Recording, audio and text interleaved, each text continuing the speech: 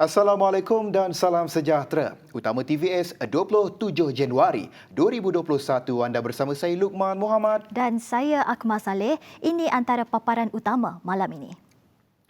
Sarawak terus merekodkan kes kematian COVID-19 dalam tempoh 4 hari berturut-turut. Hari ini satu kematian dilaporkan di daerah Sibu, menjadikan jumlah keseluruhan kematian meningkat kepada 34 kes. Kes baru mengenai kematian, kes ke-34 merupakan kes ke-1745. Melibatkan seorang lelaki warga tempatan berumur 74 tahun mendapat rawatan di Hospital Sibu dan pada 17 hari bulan saringan didapati positif. Dia meninggal dunia pada 26 Januari. Kes mempunyai komorbid penyakit gout. Terdapat 70 kes positif COVID-19 baru dikesan di Sarawak pada Rabu, menjadikan jumlah keseluruhan kes positif COVID-19 di Sarawak meningkat kepada 3,774 kes. Sementara itu, Jawatan Kuasa Pengurusan Bencana Negeri Sarawak memutuskan untuk melanjutkan Perintah Kawalan Pergerakan PKP dan PKP bersyarat selama 14 hari sehingga 14 Februari depan. Kata Ugah, ia susulan kes COVID-19 di negeri ini masih belum terkawal. Oleh demikian, Jawatan Kuasa Bencana Negeri Sarawak selepas berbincang dengan kerajaan negeri telah membuat keputusan seperti berikut. Pelanjutan peringkat Perintah Kawalan Pergerakan di Sibu. Pelaksanaan Perintah Kawalan Pergerakan PKP di bahagian Sibu akan dilanjutkan dari 30 Januari tengah malam hingga 14 Februari 2021. Ini untuk Sibu. Bagi kawasan-kawasan lain di seluruh negeri Sarawak, ianya kita akan meneruskan Perintah Kawalan Pergerakan bersyarat. Ini juga akan berkuat kuasa dari 1 Februari hingga 14 Februari 2021. Setakat ini tinggal 11 daripada 40 daerah berstatus hijau, manakala daerah lain berstatus kuning, jingga dan merah. Seramai 58 pendatang asing tanpa izin parti warga negara Indonesia telah ditahan setakat ini dalam operasi jala. Menurut Timbalan Pengarah Unit Keselamatan dan Penguatkuasaan Negeri UKPN Datuk Muhammad Morshidi Mustafa, operasi itu bertujuan untuk membendung penularan kes import COVID-19 di negeri ini. 58 orang parti itu telah ditahan di bawah Seksyen 15-1 Akta Pencegahan Pengawalan Penyakit Berjangkit 1988 Akta 342 dan ditahan di pusat kuarantin sementara. Daripada 58 parti yang ditangkap, semuanya Indonesia dan masih lagi dalam pusat tahanan, dan the first swab yang kita ambil negatif dan hopefully waiting for the second swab. Jelasnya lagi, sejurus selesai tempoh kuarantin 14 hari, parti yang ditahan akan diserahkan kepada pihak imigresen untuk tujuan tahanan di bawah Akta Imigresen. Operasi ini katanya yang menggunakan strategi mengurangkan permintaan, menghadkan pergerakan dan mengusir parti akan dilakukan secara berperingkat dan berterusan.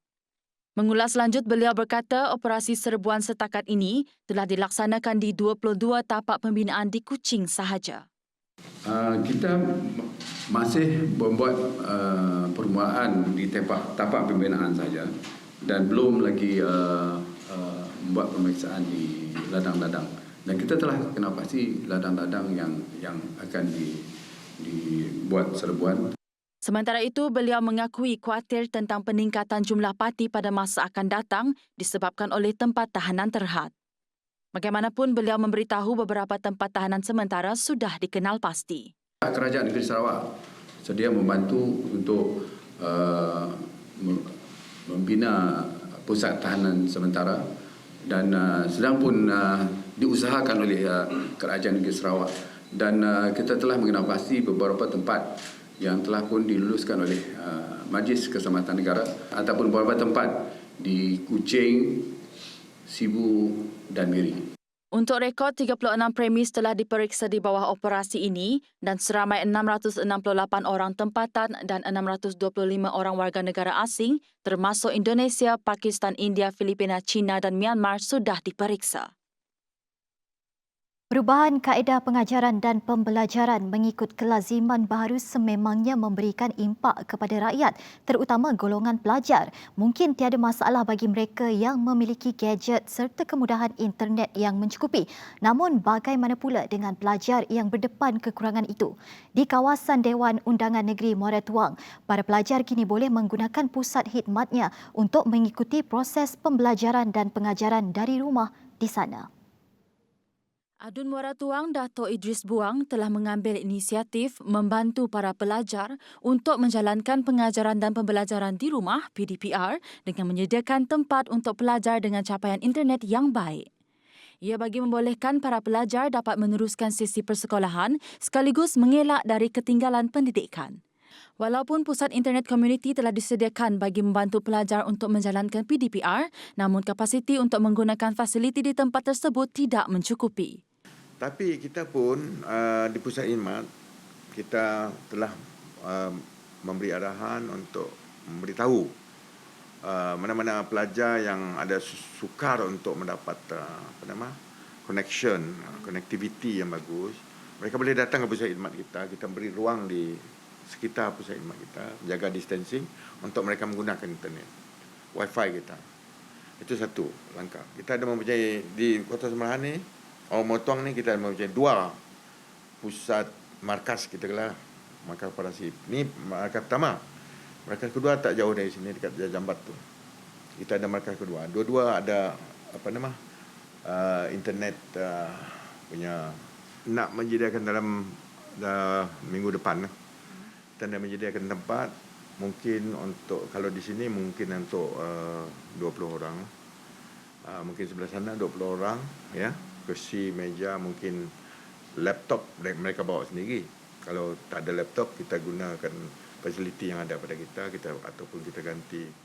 Menariknya, beliau turut memaklumkan bahawa pihaknya akan menyediakan pengangkutan kepada para pelajar yang tidak mempunyai kenderaan untuk datang ke pusat khidmat berkenaan. Tak perlu, dia boleh berhubung dengan kita. Kalau dia tak ada transport, itu mungkin kita minta ketua masyarakat lah, KM, KK, ketua kaum dan penghulu di tempat masing-masing menghubungi kita. Mereka boleh ambil Grab, mereka boleh ambil van, Grab, kita boleh bayar. Kita boleh tolong bayar. Saya mintalah kerjaan kalau dapat, buatlah internet center. Bekalan dan harga bawang di pasaran kembali stabil dan mencukupi bagi memenuhi keperluan pengguna sehingga Ogos tahun ini. Ini kerana pembekal bawang dari India mula mengeksport bekalan ke luar negara, terutamanya di negara ini selepas India pulih daripada masalah banjir. Menurut Menteri Perdagangan Dalam Negeri dan Hal Ehwal Pengguna Datuk Seri Alexander Nantalinggi, Malaysia sebelum ini terkesan dengan kemasukan bawang dari negara pengimport. Ia susulan terdapat arahan larangan ekspor ke atas semua jenis bawang. Alexander berkata jumlah import bekalan bawang dari negara luar bermula Januari sehingga Disember tahun lalu sebanyak 489,297 metrik tan. Daripada jumlah itu, India merekodkan jumlah pengeksport bawang terbesar iaitu sebanyak 152,519 tan. Sementara itu, katanya KPDN HEP turut bertindak memastikan tiada elemen pencatutan atau tindakan menaikkan harga secara tidak munasabah berlaku dalam pasaran termasuk bekalan bawang. Hasil pemantauan yang dijalankan di seluruh negara sehingga 25 Januari 2021 mendapati kedudukan keberadaan bekalan barang keperluan harian berada pada peratusan keberadaan yang semakin stabil dan baik. Peniaga di negeri ini diminta untuk mempamerkan tanda harga pada bawang merah besar bagi mengelak isu kenaikan harga tanpa kawalan khususnya di kawasan pedalaman. Perkara itu ditegaskan Presiden Persatuan Suara Pengguna Sarawak, Kolvas, Michael Tiong ketika mengulas isu bekalan bawang yang kini kembali stabil. Menurutnya, ia penting untuk memastikan tiada elemen pencatutan berlaku terhadap barang kawalan. Saya menyuruhlah kalau peniaga di kawasan pedalaman supaya jangan menaikkan harga bawang. Selari dengan kalau boleh selari dengan harga bawang di Kuching, kawasan bandar raya, sebab dia orang boleh untung dari tempat lain lah. dari produk-produk yang lain. Betul. Tak semestinya bawang sebab bawang ini ialah keperluan makanan, keperluan seharian. Setiap hari kita semua makan bawang. Bagaimanapun katanya pihak KPDN HEP bertindak menjalankan pemeriksaan secara konsisten bagi barangan keperluan asas dalam tempoh PKP secara harian. Tinggi, kalau terlampau tinggi. Sebab KPDN dia ada satu ceiling price yang ada limit dia. So kalau sesuatu tempat tu melebihi garis panduan itu, bolehlah pengguna mengadu kepada KPDN HEP ataupun persatuan pengguna. Sebab kalau dia melebihi garis panduan itu sudah berada di bawah Anti-Profiteering Act. Melihat kepada perkembangan semasa, Dasar Pembangunan Kerajaan Negeri kini berfokus ke kawasan luar bandar. Malah dalam Belanjawan Negeri 2021, Kerajaan Sarawak memperuntukkan sebanyak 9.832 bilion ringgit. Pada persidangan Dewan Undangan Negeri lalu, Ketua Menteri Datuk Patinggi Abang Johari Tunopeng berkata, sebahagian besar perbelanjaan pembangunan itu tertumpu di kawasan luar bandar. Peruntukan besar itu selaras dengan hasrat kerajaan negeri untuk mempercepatkan pembangunan di kawasan luar bandar dalam usaha untuk merapatkan jurang pembangunan antara bandar dan luar bandar. Bagi tujuan itu, sejumlah 4.251 bilion ringgit atau 67% daripada jumlah keseluruhan peruntukan pembangunan akan dimanfaatkan untuk pelaksanaan program dan projek di daerah luar bandar. Sementara selebihnya iaitu 2.053 bilion ringgit atau 33% adalah untuk kawasan bandar. Semua inisiatif projek dan program tertentu akan memberi kesan transformasi terhadap ekonomi negeri dan kesejahteraan rakyat Sarawak. Sudah tentu setiap perancangan yang dibawakan oleh kerajaan menjadi detik yang ditunggu oleh rakyat khususnya di kawasan luar bandar yang masih memerlukan pembangunan berterusan. Bagi seorang persara, Matthias Raya, perubahan dinikmati rakyat masa kini amat berbeza berbanding sebelum ini dan beliau berharap kesinambungan itu dapat diteruskan menerusi pelan jangka panjang. Pembangunan jalan sudah ada, mungkin jalan tambah baik lagi, dibesarkan lagi. Bangunan kerajaan di Serikei akan diperbesar dan bertambah lagi. Dan saya fikir seperti dewan-dewan untuk rakyat berjumpa lebih besar. Tak susah lagi. Meskipun perubahan drastik dapat dilihat di kawasan Serikei dan sekitarnya dari segi fizikal, namun masih ada yang perlu diperkasa bagi memastikan ia seimbang dengan sosioekonomi rakyat. Ia termasuk rancangan penubuhan taman pertanian di wilayah tengah Sarawak yang terkenal dengan industri bakul makanan. Idea-idea yang konkret terutama dalam meningkatkan taraf ekonomi penduduk di Serikei. Sekarang kita dalam perancangan apa yang kita diberitahu untuk menubuhkan satu agriculture, agro pertanian. Jadi pembangunan yang berterusan daripada YB yang dikatakan berkelibar terutama dari segi kita katakan futuristic minded, menggantikan yang dulu-dulu tu, sekurang-kurangnya menampakkan impak pembangunan yang berterusan. Penyediaan 1.1 bilion ringgit untuk pelaksanaan projek rakyat, projek transformasi luar bandar RTP dan projek luar bandar kecil MRP diyakini mampu merealisasikan pembangunan kemudahan asas dan prasarana awam yang lebih baik sekaligus dapat membantu meningkatkan taraf hidup rakyat. Dengan pelan jangka panjang di bawah Agensi Pembangunan Ulu Rajang, URDA, Serikei mampu dinaik taraf menjadi bandaraya. Ia berdasarkan kepesatan bahagian itu yang terletak di perut Sarawak menjadi tumpuan rakyat dari utara dan selatan Sarawak. Dulu sekarang sedang dibuat sana itu dari Serikei pergi Tanjung Manis. Nanti Serikei satu hari in future itu panjang majulah. Sebab Serikei itu macam sentro. Sebab Serikei tengok itu dari datang Ropang punya orang, Selatok, itu itu dekat itu Betong, itu Lau Pakang, anyway lah, semua boleh datang kumpul di Sarike melalui ini Tanjung Manis punya jalan, Sarike punya jalan ke Tanjung Manis. Supaya ini Sarike ya, sekarang saya orang kasih upah, banyak orang sudah datang. Sekarang saya cakap sama tuan, Sarike sini sekarang boleh bikin tengok hari Sunday pun boleh, Saturday semua penuh traffic jam macam city. Saya kira satu hari saya harap in future Sarike boleh maju macam ini, tidak lama boleh jadi city lah. Terima kasih kerana masih lagi setia bersama kami. Majlis Bandaraya Miri MBM kini akan bertindak lebih tegas dengan mengenakan kompaun ke atas semua pesalah yang melanggar prosedur operasi standard SOP berkuat kuasa 26 Januari ini. Menurut Datuk Bandar Miri Adam E, pihaknya kini lebih tegas dalam memastikan pematuhan SOP memandangkan bahagian Miri masih berstatus merah.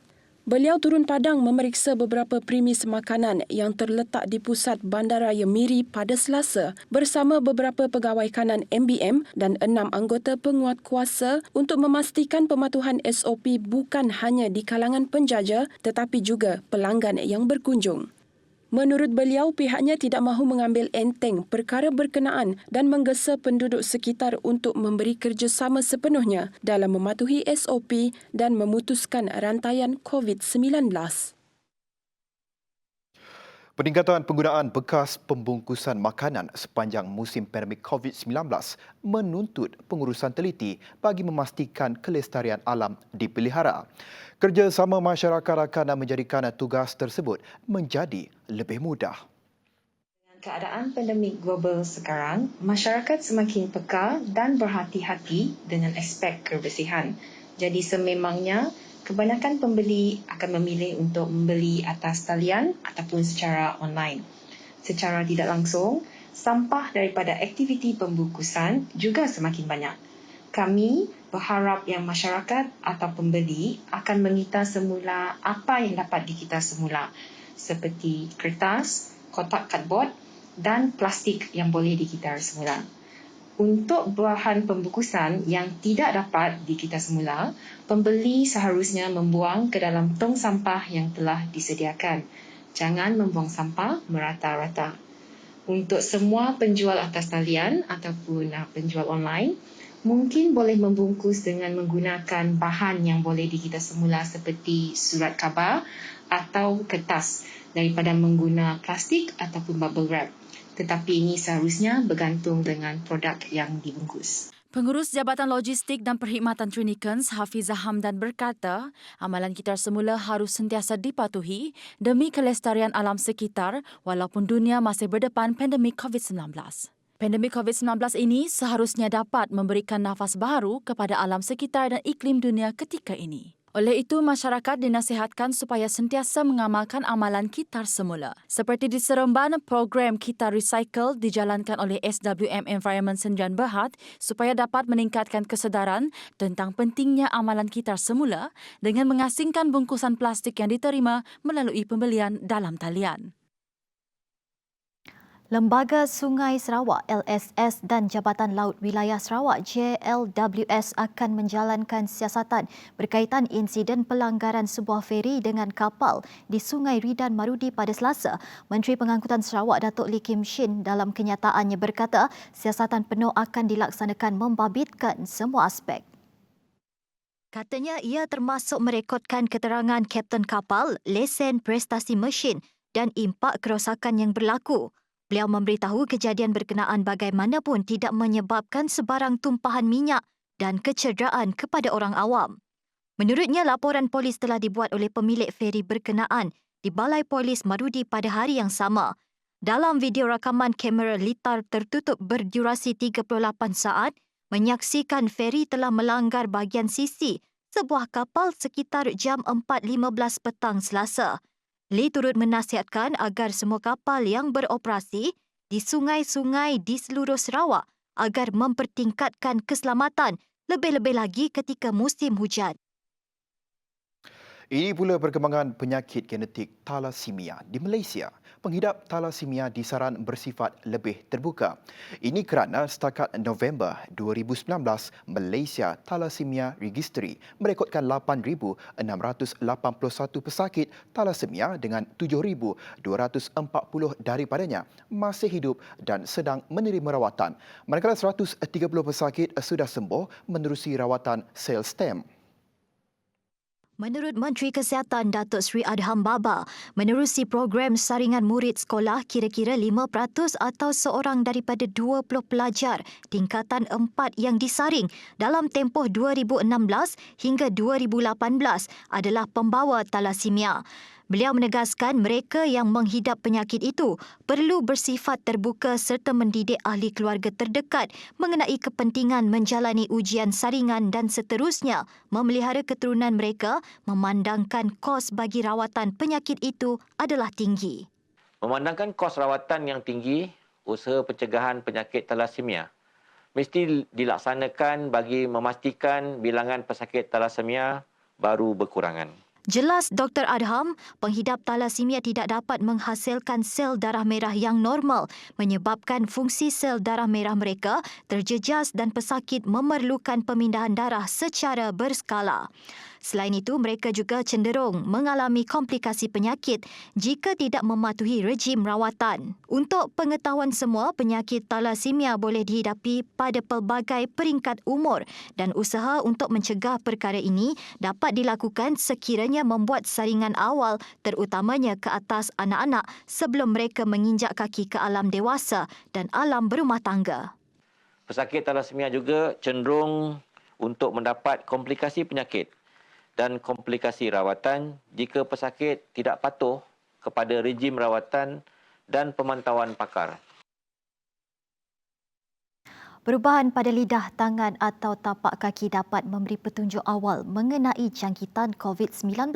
Dalam satu kajian penyelidik Sepanyol, kesimpulan itu antara dapatan daripada kajian dilakukan ke atas 666 pesakit COVID-19 di Hospital Medan Ifioma, Madrid yang diwujudkan ketika gelombang COVID berlaku. Kajian dilakukan April lalu oleh pakar penjagaan kesihatan Hospital La Paz Madrid dan perkhidmatan penjagaan primer dan penemuan itu diterbitkan dalam British Journal of Dermatology dalam bentuk surat penyelidikan pada September. Beberapa pesakit dilaporkan mengalami bengkak lidah dan kemunculan tompok dipanggil lidah COVID yang dikaitkan dengan kehilangan deria rasa. Gejala lain seperti rasa terbakar dan kemerahan pada tapak tangan atau kaki, manakala pada sesetengah kes lain munculnya kesan tompok kecil. Saban hari, angka kematian yang melibatkan warga emas ataupun mempunyai sejarah penyakit kronik direkodkan meningkat di Malaysia. Menurut Pengarah Institut Penyelidikan Klinikal Dr. Kalai Rasu Perisami, bagi mengawal jangkitan ini, pemberian vaksin COVID-19 amat diperlukan, terutamanya kepada golongan berkenaan. Contohnya, kalau kita perhatikan daripada data yang diterbitkan dan juga data yang kita ada di negara kita, hampir 8 daripada 10 orang yang meninggal itu daripada gejala COVID ini adalah golongan umur lebih daripada 65 tahun. Ini tidak terkira lelaki atau perempuan. Jadi kalau kita nak mengurangkan peratusan ini, mereka adalah orang yang paling perlu diberi vaksin sebab selagi kita tidak ada rawatan yang khusus terhadap penyakit COVID ini, kita perlu bergantung kepada cara-cara seperti vaksin dan juga perkara-perkara lain yang kementerian telah beritahu, contohnya penjarakan fizikal, memakai pelitup muka dan juga kebersihan diri dan juga tangan. Kata Kalai Rasu, pemberian dan pengambilan vaksin juga adalah satu-satunya yang dapat mengawal bukan saja untuk diri sendiri, malah buat mereka yang memerlukannya. Bagaimanapun bagi golongan muda yang jarang mendapat jangkitan ini, mereka juga digesa untuk sentiasa mematuhi prosedur operasi standard SOP kerana golongan ini sebenarnya merupakan pembawa jangkitan kepada golongan yang berisiko tinggi. Orang muda yang sebenarnya jarang ataupun kurang maut akibat COVID-19 sebenarnya adalah pembawa kepada orang yang berisiko tinggi. Jadi dari segi penerimaan vaksin, golongan ini pun perlu diberi vaksin sebab dengan memberi vaksin kepada golongan ini, kita sebenarnya mengawal kematian pada kalangan orang yang dewasa. Jadi penerimaan vaksin mestilah kepada orang dewasa yang membawa penyakit kepada orang yang tua yang akan maut. Senarai pengimport daging yang diberikan lesen untuk memasarkan daging di negara ini hanya boleh didedahkan selepas selesai pendakwaan melibatkan Suruhanjaya Pencegahan Rasuah Malaysia SPRM di mahkamah. Menteri di Jabatan Perdana Menteri Hal Ehwal Agama, Datuk Seri Dr. Zulkifli Mohammad Al-Bakri dalam kenyataannya berkata, perkara itu akan didedahkan mengikut ruang lingkup halal yang diuruskan Jabatan Kemajuan Islam Malaysia. Mengulas lanjut mengenai pendedahan itu, katanya ia dilakukan bagi mengurangkan kebimbangan orang ramai berhubung isu halal. Sebelum ini, media melaporkan taktik kartel yang menyeludup daging sejuk beku dari luar negara sebelum membungkus semula daging berkenaan dengan menggunakan logo halal dan menjualnya di pasaran seluruh Malaysia. Susulan itu, SPRM Johor telah menahan beberapa individu termasuk Pegawai Jabatan Perkhidmatan Kuarantin dan Pemeriksaan Malaysia, pengarah syarikat dan ejen penghadaran kerana disyaki terbabit kegiatan rasuah berhubung isu aktiviti penyeludupan bahan mentah sejuk beku dari negara yang dilarang untuk dibawa masuk ke Malaysia. Seorang pekerja penyelenggaraan bangunan maut selepas tersepit ketika melakukan kerja-kerja penyelenggaraan lift di sebuah bangunan pangsapuri di Kota Samarahan.